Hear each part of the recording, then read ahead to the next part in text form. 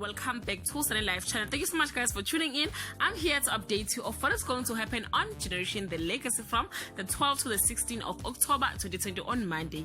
Nonhle is on a mission again after finding a new cause.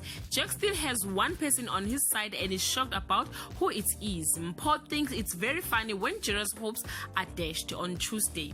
Is it the end of the road for the Morocco-Cele alliance? Gaddafi is ready to pull the trigger on his plan. Fikile is in two minds about whether to accept her ex-lover proposal. On Wednesday, the outcome of the board meeting shocks everyone. Spet drops a bomb on the Moroccans. Ayanda received a chilling phone call which scares the hell out of her. On Thursday, Mazu isn't too happy about being cut down to size. Zita isn't about to let a man bully her, least of all Jack.